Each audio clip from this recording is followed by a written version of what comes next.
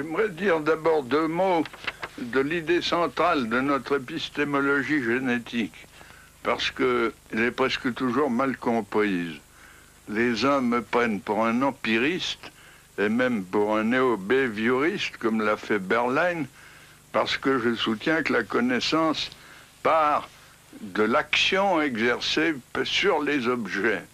Or, une action sur les objets, c'est pas du tout la même chose que tirer la connaissance des objets eux-mêmes. Il y a donc là une première confusion. Les autres me trouvent au contraire néo-maturationnistes ou même innéistes, étant donné que je fais appel à l'action du sujet. Mais ils oublient que l'action du sujet, c'est justement une action sur les objets qui a par conséquent interaction et pas action à sens unique. Autrement dit, je ne suis ni empiriste ni innéiste, mais je suis constructiviste. C'est-à-dire que je pense que la connaissance est affaire de continuelle construction nouvelle par interaction avec le réel et ne sont pas préformées. Il y a créativité continuelle. J'aimerais donc montrer en quoi la connaissance n'est pas préformée, ni dans les objets, ni dans le sujet, mais qu'il y a toujours auto-organisation et par conséquent une continuelle construction et reconstruction. Eh bien, pourquoi ne suis-je pas empiriste? L'empiriste pense que la connaissance est une sorte de copie des objets, une copie fonctionnelle, comme disait Hull. Or, ça n'est jamais une copie. Elle est toujours une assimilation, c'est-à-dire une interprétation par intégration de l'objet dans des structures antérieures du sujet.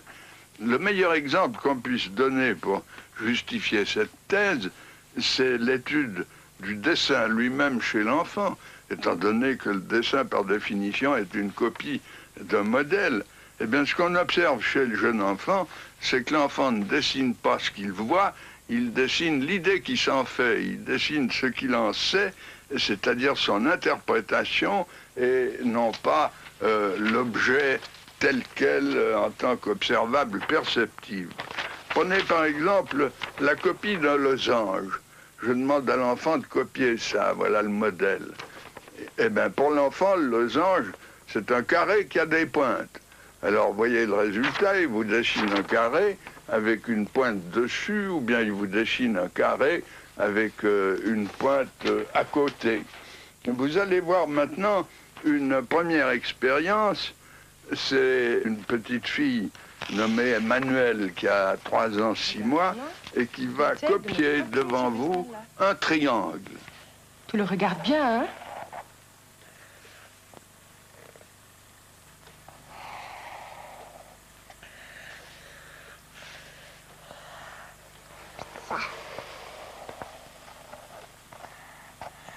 Comme ça?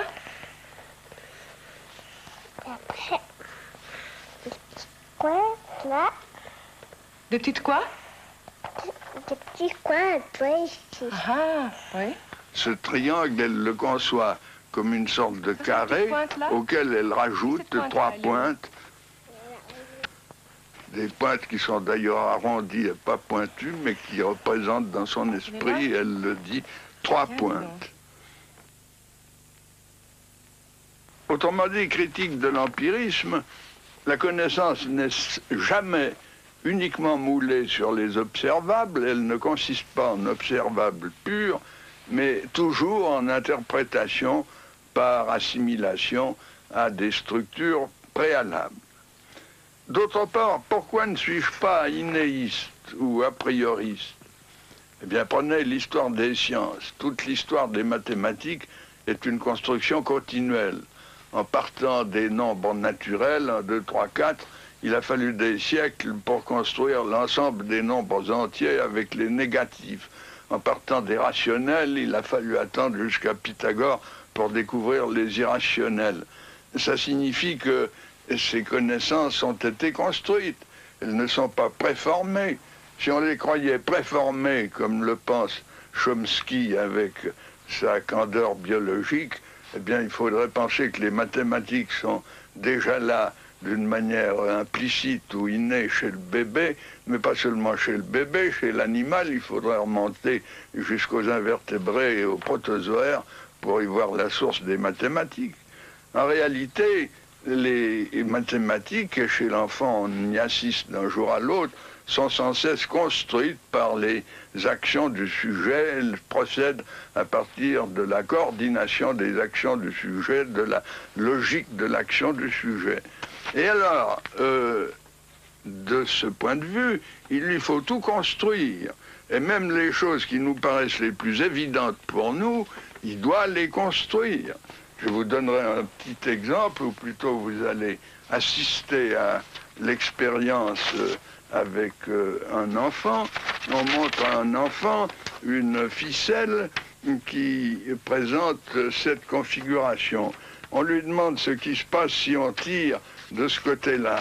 Ben, il comprend très bien que si on allonge de ce côté, on va raccourcir de ce côté. Apparemment, il a tout compris.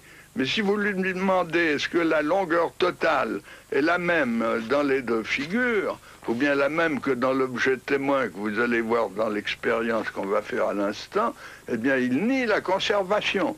Ça n'est pas la même longueur totale, quand même il a compris une partie de la transformation. Eh bien que même une conservation aussi élémentaire ne soit construite que vers 7 ou 8 ans, vous montre combien il y a d'écart entre l'inné d'un côté et puis ce qui est peu à peu élaboré, construit, organisé par le sujet. Là. Et on coupe là. Voilà, on coupe. Si on coupe là, il sera la même chose longue? Oui. Tu es bien d'accord? Voilà. Alors, écoute-moi. Maintenant, les deux ficelles, elles sont la même chose longue. D'accord. Alors, celle-là, on la laisse là. Et puis, écoute-moi bien. Si maintenant je tire cette ficelle comme ça, qu'est-ce qui va se passer? Celle-ci, elle sera grande, et celle-ci, elle sera petite. Où est-ce qu'elle sera petite? Et puis où est-ce qu'elle sera grande? D'accord. Là, elle sera grande et là, elle sera petite. Bon, alors on le fait? Oui. Voilà. Est-ce que c'est juste? Bien. Maintenant, dis-moi, la ficelle, depuis ce bout-là jusqu'à ce bout-là, est-ce qu'elle est encore la même chose longue que celle-là ou est-ce qu'elle n'est pas la même chose longue que celle-là? Pas la même chose longue que celle-là. Elle n'est pas la même chose longue que celle-là. D'accord. Et si celle-là, on la remet comme elle était avant, comment ce sera si on tire de nouveau ici? Celle-ci sera comme celle-ci. Celle-ci sera comme celle-ci. Et puis où est-ce qu'il y aura un grand côté? Là. Oui, et où est-ce qu'il y aura un petit côté? Là. D'accord. Alors on tire, comme ça. Et puis maintenant, la ficelle depuis ce bout jusqu'à ce bout. Est-ce qu'elle est la même chose longue que celle-là? Oui? Oui. D'accord. Et si on tire encore une fois? Voilà, comme ça. Est-ce qu'elles sont la même chose longue toutes les deux? Non. Non. Disons maintenant quelques mots des structures opératoires. J'entends par là des systèmes de transformation exécutés par le sujet, donc le prolongement des actions du sujet, mais de transformations qui peuvent se composer entre elles et donner un système fermé. Exemple, une classification ou bien une sériation, dont vous verrez tout à l'heure un exemple expérimental, ou bien une table à double entrée, ou tout ce que vous voulez. Et pour ce qui est des opérations, je les définirai comme des transformations ou actions du sujet et qui peuvent être retournées, qui sont réversibles. Exemple, l'addition, dont l'inverse est la soustraction. Or, nous avons étudié longuement les structures dès les stades des avant-langage et à partir du langage. Une objection continuelle qu'on nous fait, et surtout chez les anglo-saxons, c'est que la structure n'existe que dans l'esprit de l'observateur, du psychologue, et que la structure n'est pas comme telle dans l'esprit de l'enfant. Eh bien, à cela, j'ai une réponse qui me paraît bonne, c'est que je définis la structure comme étant ce que l'enfant sait faire et non pas ce qu'il en pense. Il ne fait pas du tout lui-même une théorie de la structure, bien entendu, mais il exécute des actions et nous constatons, nous, que ce qu'il sait faire dans ces actions est bien coordonnée et